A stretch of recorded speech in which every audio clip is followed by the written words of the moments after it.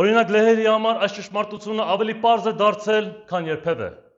Նրանք գիտեն, որ Ռուսաստանը իրենց պետությանը վտանգ է ներկայացնում եւ չեն կարող իրենց անվտանգությունը վստահել ոչ Բրյուսելին, ոչ էլ Վաշինգտոնին։ Ինչպես գիտենք պատմությունից, միջազգային սիոնիզմի կողմից բռնազավթած արևմուտքը դավաճանեց լեհերին Երկրորդ աշխարհամարտի ժամանակ, երբ Յոսիֆ Պիլսուդսկու մահից հետո Անգլիան իր խամաչի կառավարությունը տեղադրեց Լեհաստանում, որը մի քանի տարի անց Գերմանիային միտումնավոր հրահրեց պատերազմի։ Սովետը նույնպես հարձակվեց Լեհաստանի վրա, բայց Սովետի դեմ պատերազմ սկսելու փոխարեն արևմուտքը պատերազմ հայտարարեց Գերմանիայի դեմ եւ պատերազմի ավարտից հետո Լեհաստանը ազատագրելու փոխարեն հանձնեց հանցագործ Կարմիր բանակին, Լեհաստանը դարձնելով Խորհրդային Միությանը արբանյակ պետություն։ Այդ է պատճառը, թե ինչու Պիլսուդսկին մնում է որպես լեհ ազգայնականների համար լավագույն օրինակ։ Եկեք հիշենք, որ Պիլսուդսկին բոլշևիկյան զորքերի դեմ հաղթանակ կերտեց 105 տարի առաջ, ինչպես Նժդեհը նույն թվականներին փշրում էր Ռուսաստանի 11-րդ բոլշևիկյան բանակը Սյունիքում։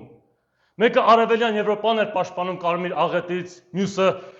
Հարավային Կովկասը, ավելի ճիշտ հայկական լեռնաշխարհը։ Այս պատմական դասերը լեհերը գիտակցաբար կամ անգիտակցաբար լավ են քաղել, եւ դրա համար նրանք զգում են, որ իրենց անվտանգությունը կարող է երաշխավորել միայն իրենց բանակը եւ իրեն կարող են հույս դնել միայն սեփական ուժերի վրա։ Այդ պատճառով Լեհաստանը մեծացրել է իր ռազմական բյուջեն, տոկոսային հարաբերակցությամբ դառնալով ամենառազմականացված երկիրը ՆԱՏՕ-ում։ Ավելի լավ պատկերացում ունենալու համար նշեմ, որ Լեհաստանի ռազմական բյուջեն կազմում է մոտ 4.7%, իսկ Թուրքիայի ռազմական բյուջեն մոտ 2.5%։ Լեհաստանի զինվելը մեզ համար լավ օրինակ դարձնելու փոխարեն մեր նեոբոլշևիկ ապազգային կառավարությունը շարունակում է ժողովրդին հիպնոզացնել խաղաղության մասին կեղծ խոստումներով եւ մեր բանակը մեր անվտանգության վերջին գործիքը դարձնելով։ Ինչպես Լեհաստանը Ռուսաստանին վտանգ է համարում եւ չի վստահում արևմուտքին, այնպես է մենք պետք է Ռուսաստանից վտանգ տեսնենք եւ նույնպես չվստահենք արևմուտքին։